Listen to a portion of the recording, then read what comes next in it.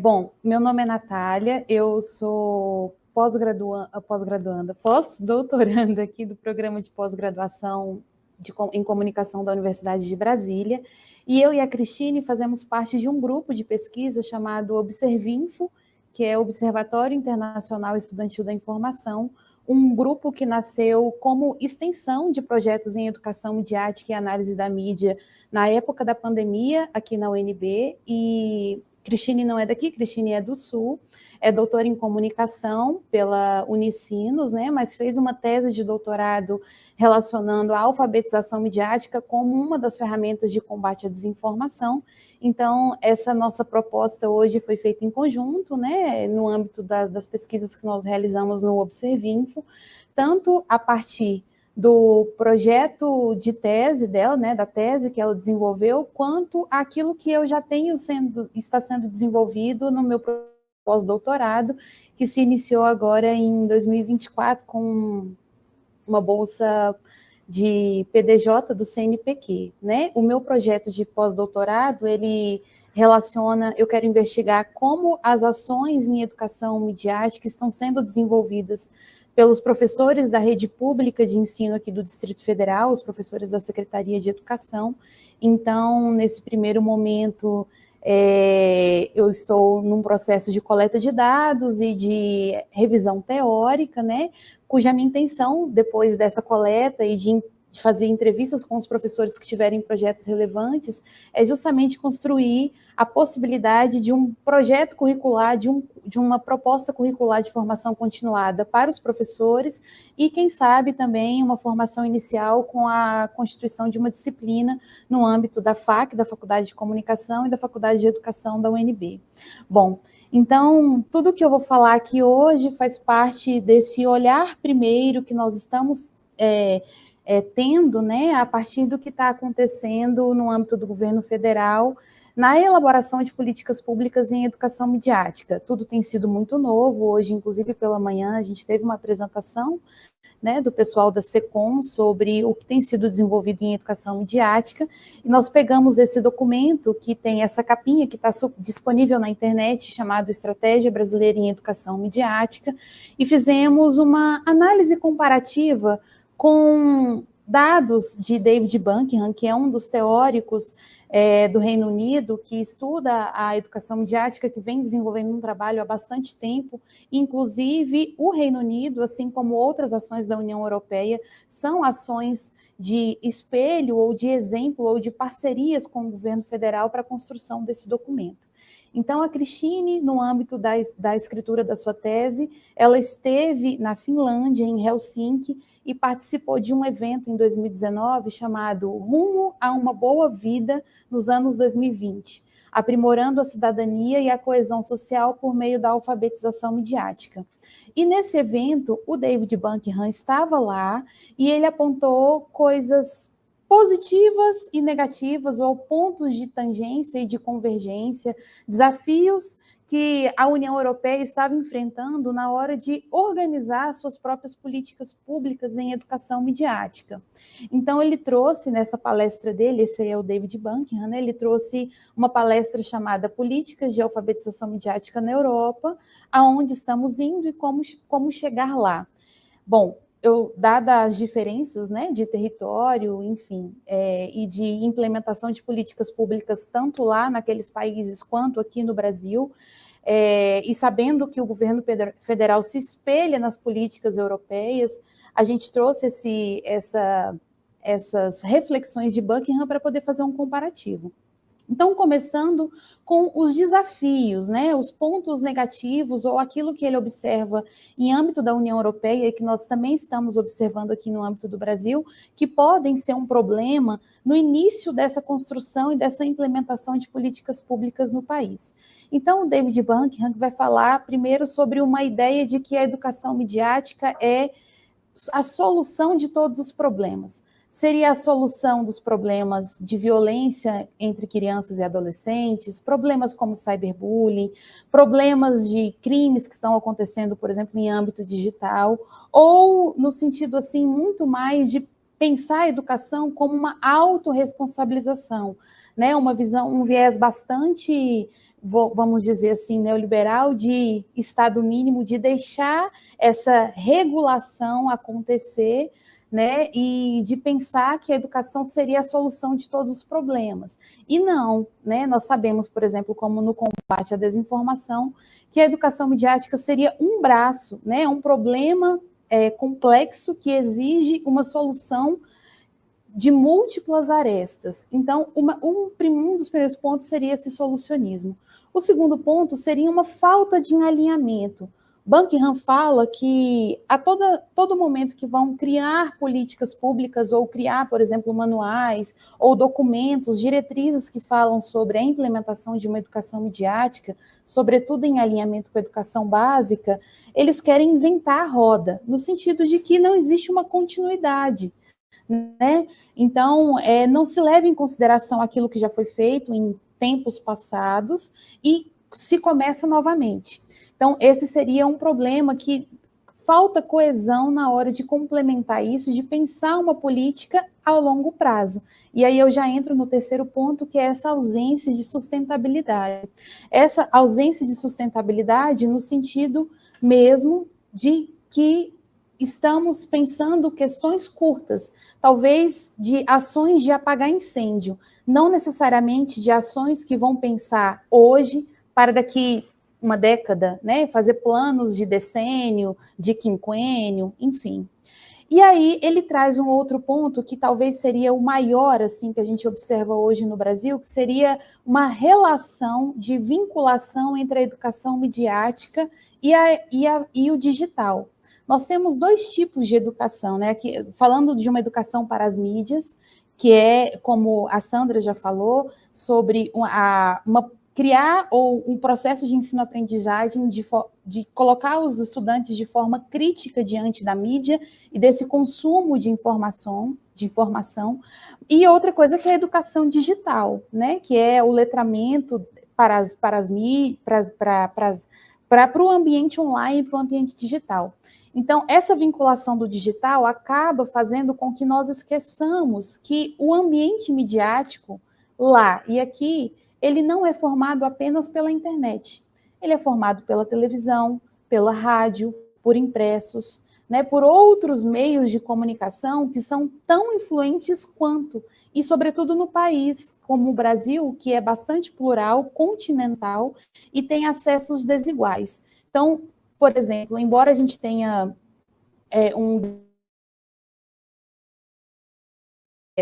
a gente sabe que existem lugares, sobretudo no interior, que tem desertos de notícia, que nós não temos jornal, que nós não temos imprensa, né, assim, ou pluralidade dessa imprensa. Então, a vinculação com o digital também seria um problema. Um outro ponto é a necessidade da regulação, e aqui eu entro com o paralelo do solucionismo, né? E aí, só para terminar esse sexto ponto, falando que as empresas não podem assumir a responsabilidade pela educação midiática, porque nem sempre as empresas, né, elas têm uma intenção cidadã, ou uma intenção de justiça social, ou uma intenção de liberdade de pensamento por detrás dessas ações de educação midiática. Isso deve ser realmente uma implementação estatal, do governo, né, diante do que a gente tem.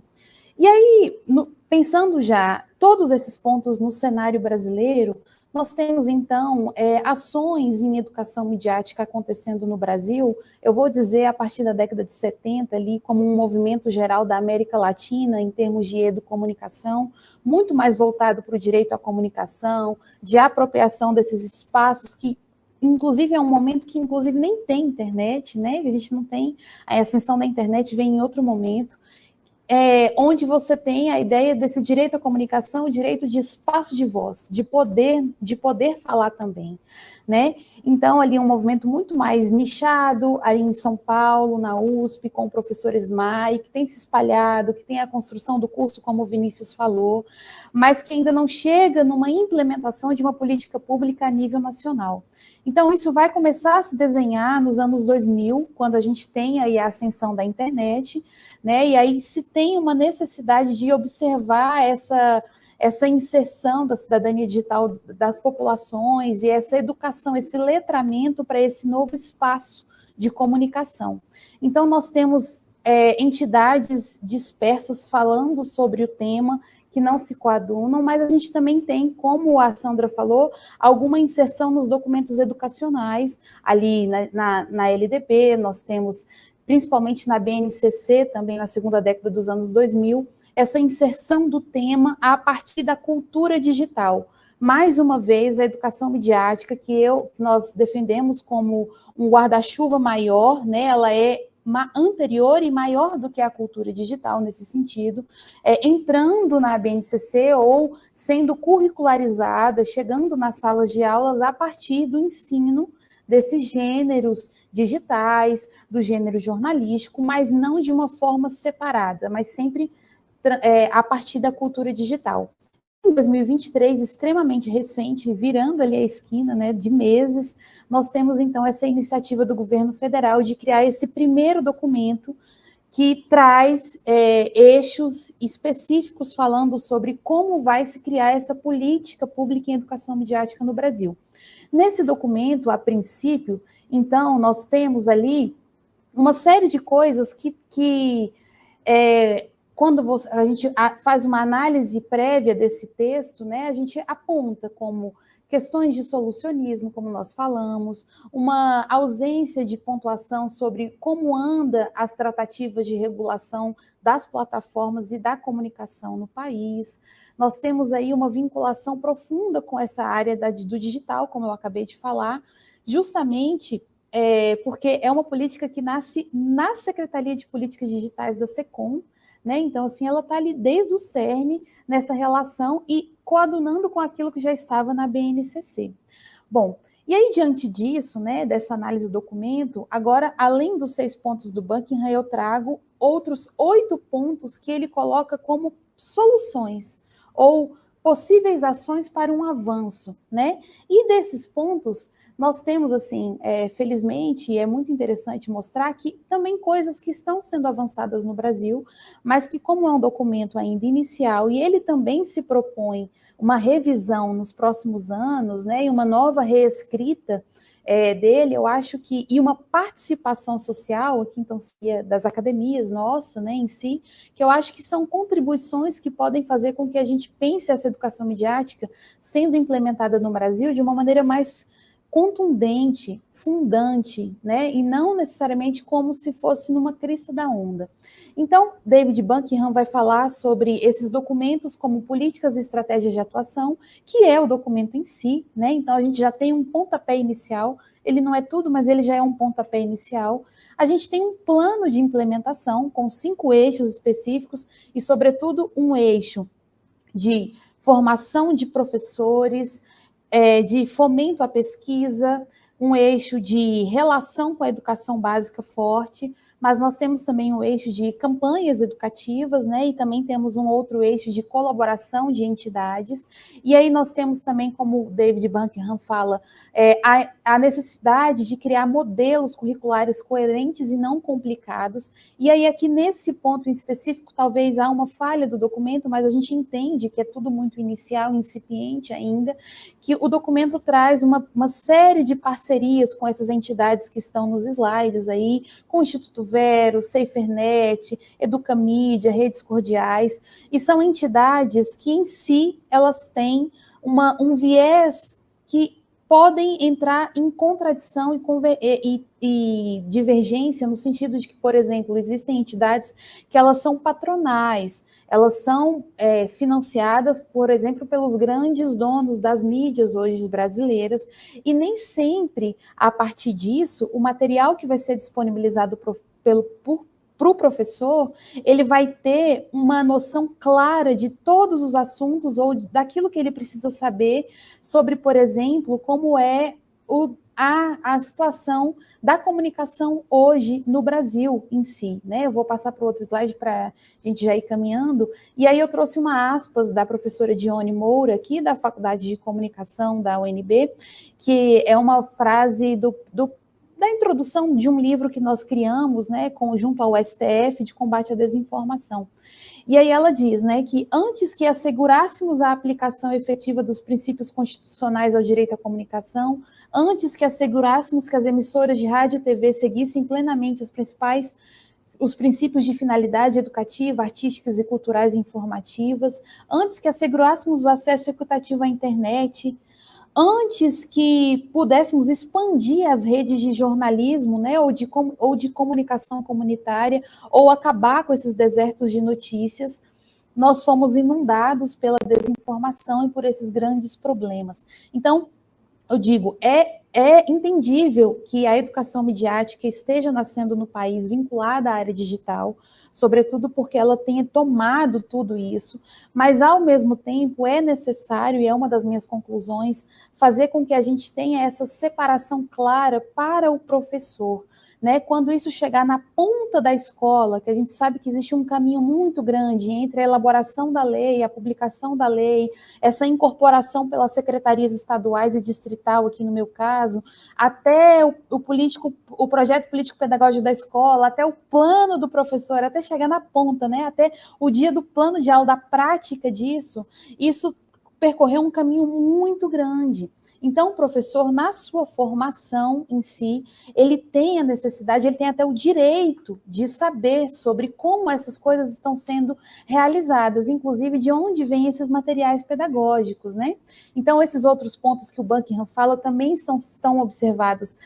no documento, vou passar porque já está acabando o meu tempo, mas fazendo essa conclusão, então, esse primeiro ponto, de que há uma necessidade de se pensar agora, quando se for incorporar as políticas de educação midiática nas diretrizes curriculares, nesses GTs de trabalho, essas comissões que estão sendo feitas, um olhar para a separação da educação midiática da cultura digital, e não no sentido de que ambas vão trabalhar separadas, elas vão trabalhar juntas, mas de que a educação midiática ela tem uma ampla gama de outros conteúdos que não estão relacionados só ao digital. Nós temos que ter também o discernimento na curadoria desses materiais.